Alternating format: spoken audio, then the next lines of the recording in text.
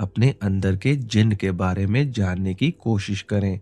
आपको ये भी पता चल चुका है कि सबकॉन्शियस माइंड की पावर क्या होती है। ऐसा करने से आपके और आपके सबकॉन्शियस माइंड के बीच में कनेक्शन डेवलप होने लगेगा। हेलो ब्रेन बुक आर्मी, स्वागत है आपका ब्रेन बुक चैनल में, जहां पर आप देख सकते हैं कंप्लीट बुक समरीज। आज का ये वीडियो हैरी डब्ल्यू कारपेंटर की किताब the genie within your subconscious mind, how it works and how to use it पर आधारित है। सबकॉन्शियस माइंड बहुत ताकतवर है और ये बिना किसी प्रयास के आपके लिए काम करता है, लेकिन अगर आप इसका सही तरीके से इस्तेमाल ना करें तो ये आपके खिलाफ भी काम कर सकता है। इस बुक में राइटर हैरी डब्ल्यू कारपेंटर ने बताया है कि कैसे आप अपने सबकॉन्शियस माइंड को रीप्रोग्राम कर सकते हैं और इसकी मदद से आप मनचाही सक्सेस हासिल कर सकते हैं, अपने कॉन्फिडेंस को बढ़ा सकते हैं और ज्यादा हेल्दी बन सकते हैं। राइटर ने कुछ ऐसी टेक्निक्स के बारे में बताया है जिनकी मदद से आप ये जान पाएंगे कि सबकॉन्शियस माइंड किस तरह काम करता है और कैसे आप इसकी अनलिमिटेड पावर का इस्तेमाल अपने और दूसरों की भलाई के लिए कर सकते हैं। दोस्तों, इससे पहले कि आप इस वीडियो में बताई जा रही अनमोल जानकारी में खो जाएं, मैं आपको बताना चाहूंगा कि आपके अपने चैनल ब्रेन बुक पर मैं आपके लिए लाइफ चेंजिंग और इंस्पायरिंग बुक्स की कंप्लीट बुक समरीज लेकर आता हूं। तो अगर आपने अभी तक ब्रेन बुक को सब्सक्राइब नहीं किया है तो अभी सब्सक्राइब करें और बेल बटन भी दबा दें ताकि आप देख सकें इन वीडियोस को सबसे पहले। इस वीडियो के एंड में मैं बताए गए सभी इम्पोर्टेंट बातों को शॉर्ट में दोबारा दोहरा दूंगा ताकि इस वीडियो में बताई गई बातें आपको आसानी से याद रहें। तो इस वीडियो को अंत तक देखना मत भूलिएगा। तो चलिए शुरुआत करते हैं पहले चैप्टर से।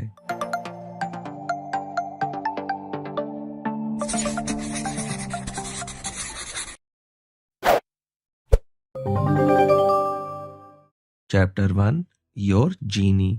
आमतौर पर जिन का नाम सुनते ही लोग डरने लगते हैं, लेकिन राइटर कहते हैं कि ये जिन आपको डराने वाला नहीं है, बल्कि ये तो आपकी मदद के लिए आया है। ये जिन कोई भूत प्रेत नहीं है।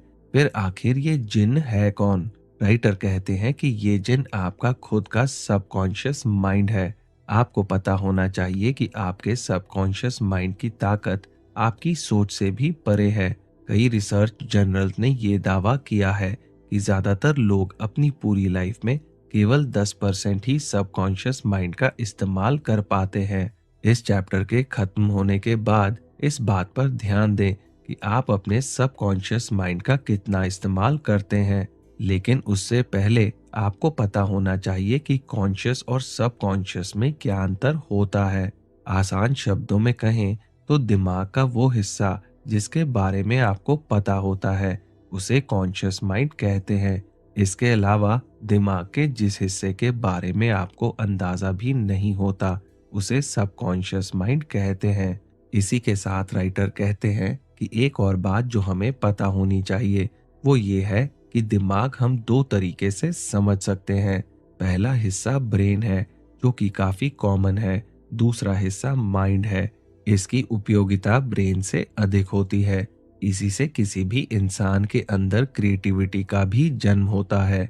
आज तक ज्यादातर लोग ब्रेन को सेंटर मानकर अपनी लाइफ को डिजाइन करते रहे हैं, लेकिन राइटर इस किताब के माध्यम से इसी भ्रम को तोड़ना चाहते हैं। वो कहते हैं कि लाइफ को बेहतर करने के लिए आपको अपने सबकॉन्शियस माइंड की ताकत को भी जानना होगा।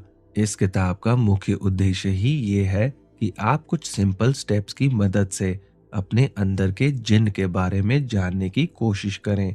राइटर ने हमें खुद के अंदर के जिन को समझने के लिए कुछ सिंपल स्टेप्स बताए हैं। पहला, the power of subconscious mind. Writer कहते हैं कि सबकॉन्शियस माइंड की ताकत को कुछ लोग ही जान पाते हैं।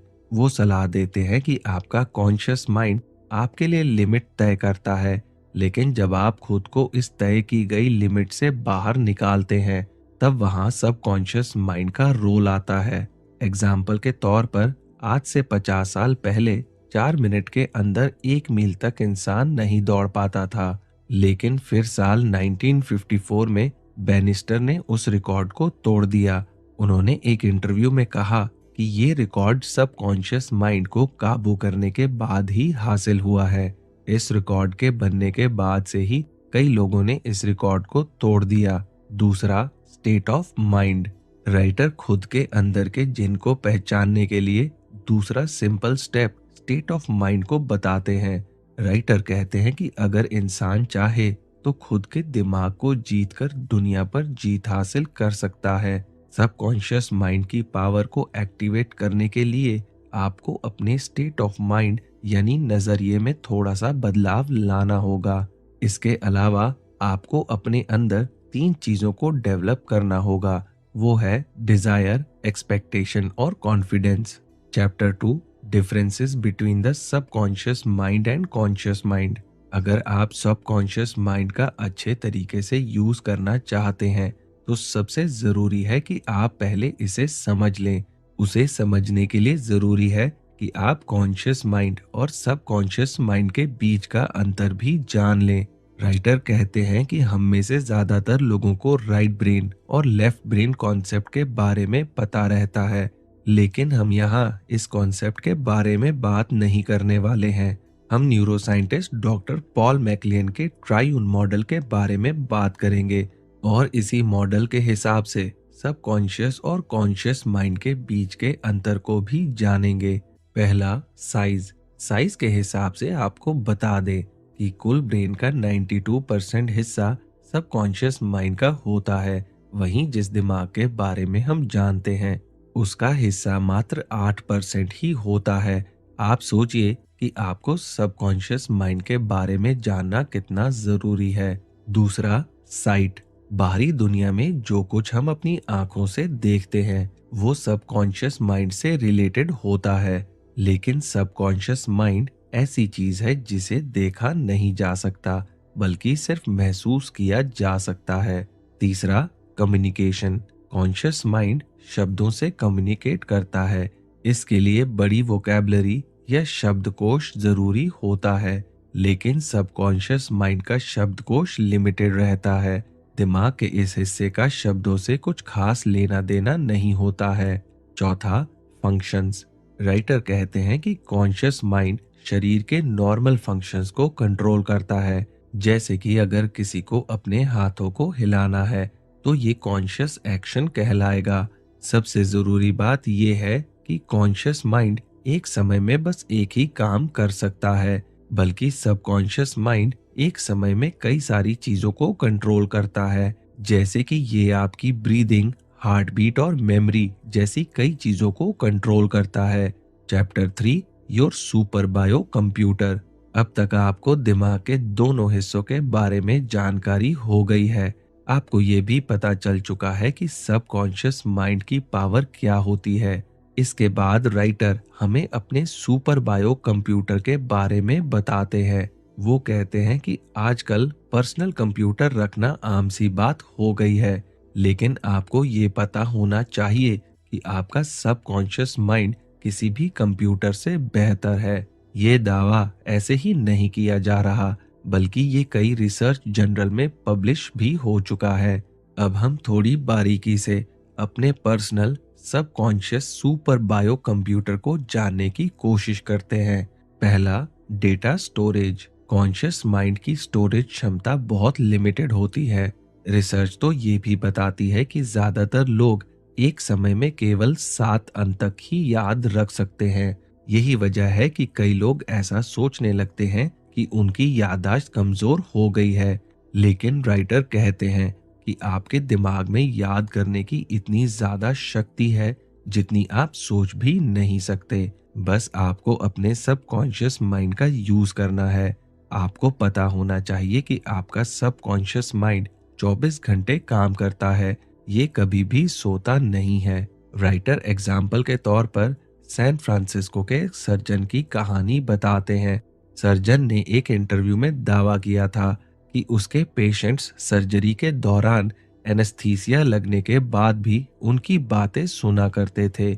ऐसा क्यों होता था? ऐसा इसलिए होता था क्योंकि इंसान का सबकॉन्शियस माइंड हमेशा जागता रहता है। दूसरा, गोल्स सीकिंग कंप्यूटर। राइटर कहते हैं कि आपका सबकॉन्शियस माइंड ही आपके किसी भी गोल को अचीव करने में आपकी मदद करता है। दिमाग का ये हिस्सा हमेशा कॉन्शियस माइंड से कम्युनिकेट करता रहता है। इसलिए राइटर सब कॉन्शियस माइंड को गोल अचीविंग माइंड भी कहते हैं। Chapter 4, laws of the subconscious mind. Writer कहते हैं कि जिस तरह मैथ्स के कुछ लॉ होते हैं जिन्हें फॉलो करने के बाद हमें सही सॉल्यूशन मिलता है, इसी तरह सबकॉन्शियस माइंड के भी कुछ लॉज होते हैं जिनको फॉलो करने के बाद आपको लाइफ में सक्सेस मिलेगी। राइटर ने हमें यहाँ सबकॉन्शियस माइंड के कुछ लॉज के बारे में बताया है।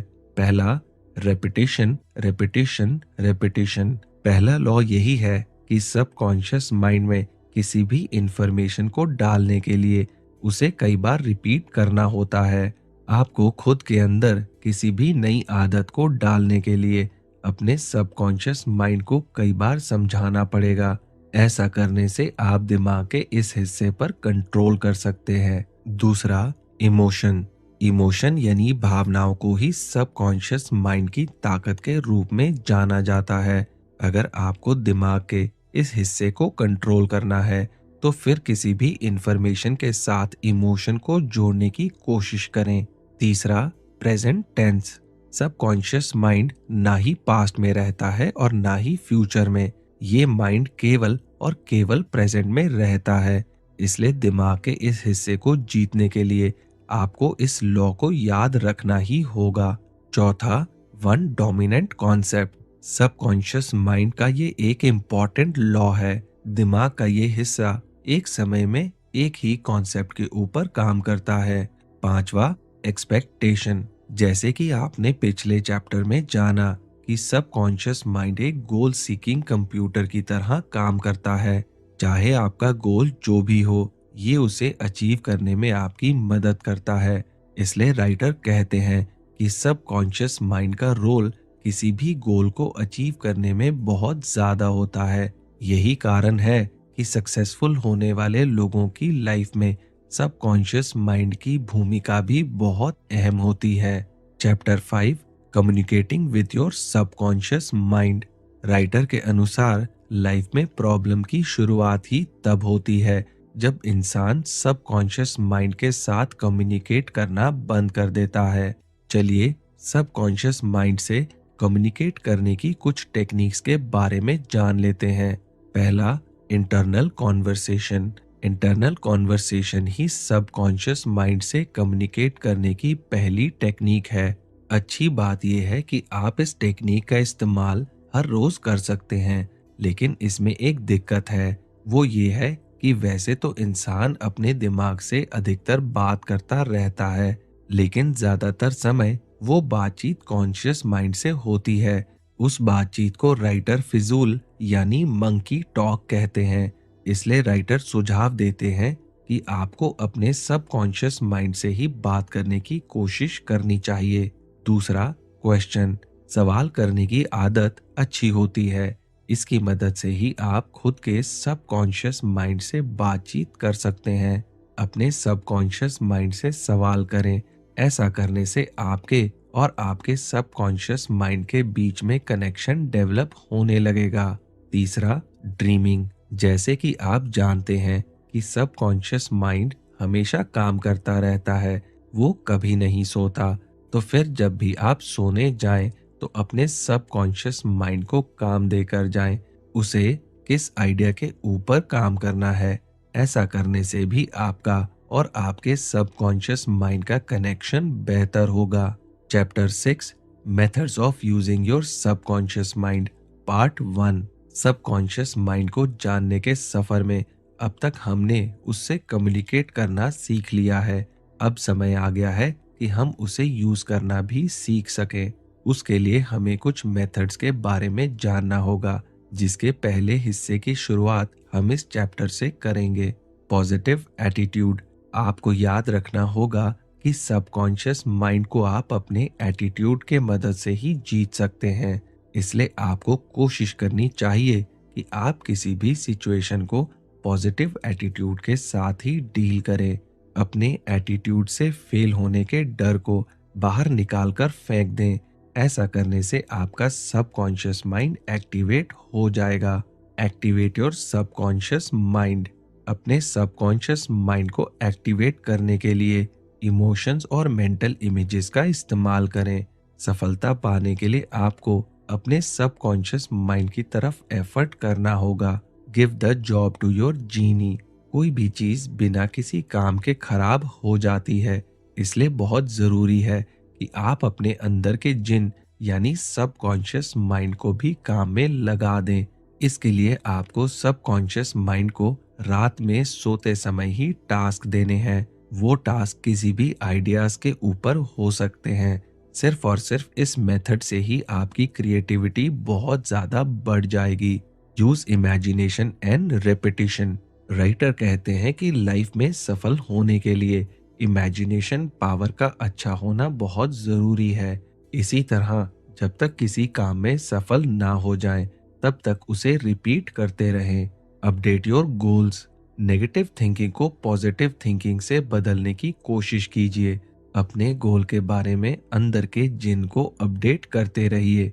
उसे बताते रहिए कि लाइफ में आपको क्या क्या अचीव करना है।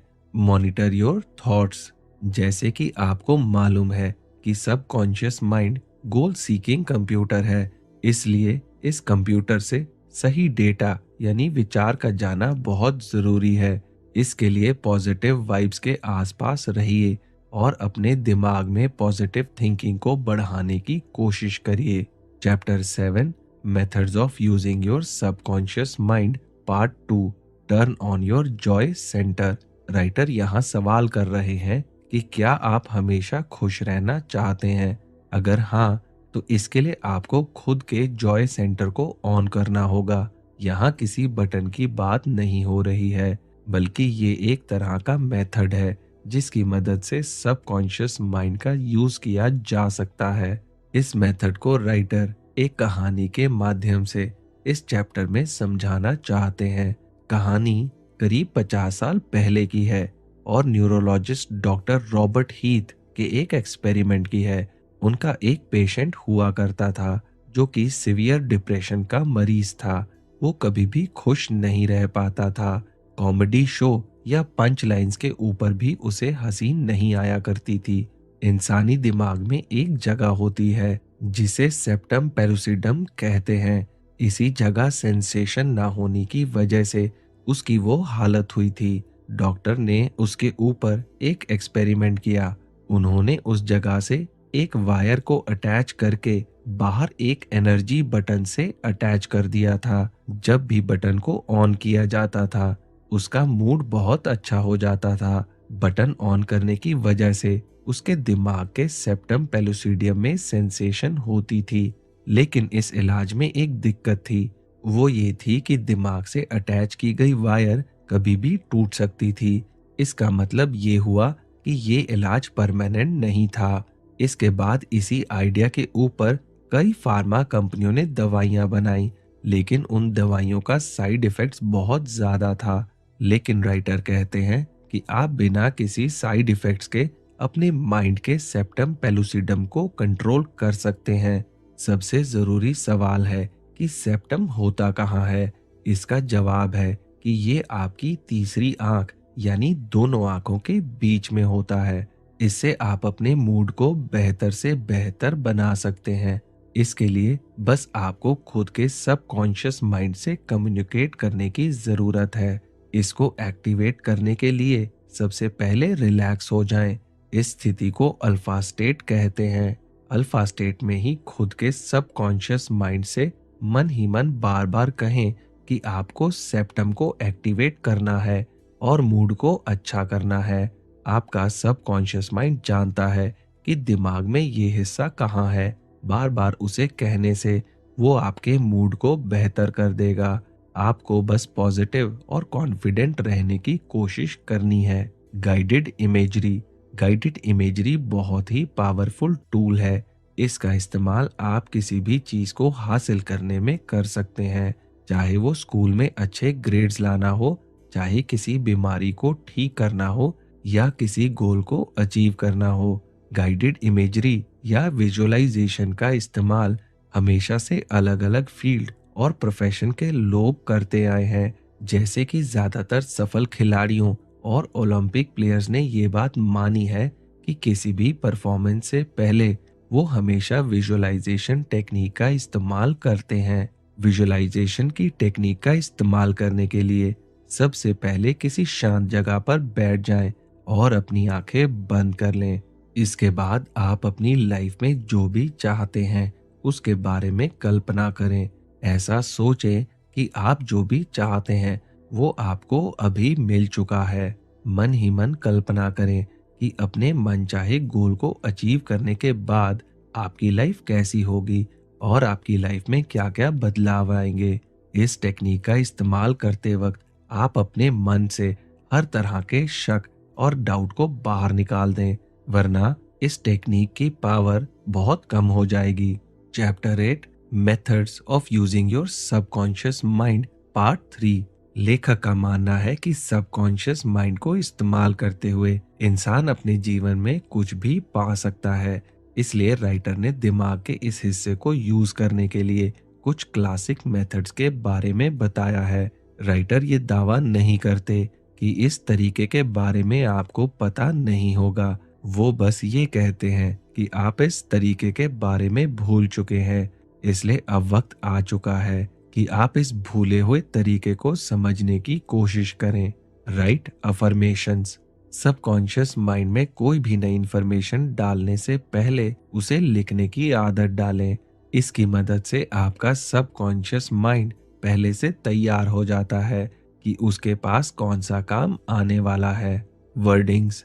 अफर्मेशन तैयार करने के लिए शब्द ही आपके हथियार होने वाले हैं। शब्दों का इस्तेमाल कॉन्शियस माइंड के लिए भी किया जाता है, इसलिए सबकॉन्शियस माइंड से बात करने के लिए सही शब्दों को चुनना बहुत जरूरी होता है। दोस्तों, अगर आप भी अपने विश्वास की शक्ति को बढ़ाना चाहते हैं, धन कमाना चाहते हैं और सफलता पाना चाहते हैं, तो हमने अपनी वेबसाइट brainbook.in पर पॉजिटिव अफर्मेशंस और लॉ ऑफ अट्रैक्शंस पर कुछ ऑडियोज बनाए हैं। आप डिस्क्रिप्शन में दिए हुए लिंक पर जाकर या ऊपर आई बटन पर क्लिक करके इनको डाउनलोड कर सकते हैं। Be realistic. बड़े गोल्स होना अच्छी बात है, लेकिन आपको रियलिटी पता होनी चाहिए।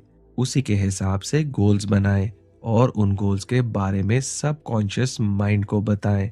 अनरियलिस्टिक रहकर आप खुद का ही नुकसान करेंगे। Be positive. ये एक ऐसा टूल है जिसकी मदद से आप सबकॉन्शियस माइंड को कंट्रोल कर सकते हैं। अगर आपने ऐसा कर लिया तो समझ जाएं कि आप दुनिया में कुछ भी अचीव कर सकते हैं। Specific and clear vision. किसी भी डाउट में रहकर सबकॉन्शियस माइंड से बात करने की कोशिश ना करें। Use of emotion and sense. पूरी समझ और नॉलेज के साथ किया हुआ काम कभी भी पूरी तरह से फेल नहीं हो सकता। इसी के साथ अगर आप उस काम में इमोशन जोड़ दें तो सबकॉन्शियस माइंड भी आपका साथ देता है। ये बात बस थ्योरी नहीं है, बल्कि कई हजारों रिसर्च पेपर्स में पब्लिश हो चुकी है। तो दोस्तों, जैसे कि मैंने आपसे पहले कहा था कि इस वीडियो के अंत में मैं बताए गए सारे इंपॉर्टेंट पॉइंट्स को दोबारा दोहरा दूंगा। तो चलिए सारी इंपॉर्टेंट बातों पर एक बार फिर से नजर डाल लेते हैं। सबकॉन्शियस माइंड को हम हमेशा नजरअंदाज करते रहते हैं। यही वजह है कि लाइफ में कई लोग उन ऊंचाइयों तक नहीं पहुंच पाते हैं जिसके वो काबिल होते हैं। कॉन्शियस माइंड से कहीं ज्यादा ताकत सबकॉन्शियस माइंड के पास होती है। सही एटीट्यूड, इमोशन और पॉजिटिव थिंकिंग की मदद से आप अपने सबकॉन्शियस माइंड को कंट्रोल कर सकते हैं। आपका सबकॉन्शियस माइंड एक गोल सीकिंग कंप्यूटर की तरह काम करता है। चाहे आपका गोल जो भी हो, ये उसे अचीव करने में आपकी मदद करता है। अपने सबकॉन्शियस माइंड को एक्टिवेट करने के लिए अफर्मेशंस और मेंटल इमेजेस का इस्तेमाल करें। तो दोस्तों, मुझे उम्मीद है कि आपको the genie within your subconscious mind book पर बना ये वीडियो बहुत पसंद आया होगा। इस वीडियो को लाइक और शेयर करें। मैं जल्द ही आपके लिए एक नया लाइफ चेंजिंग वीडियो लेकर आऊंगा। तो चलिए मिलते हैं अगले वीडियो में। आपका समय शुभ हो।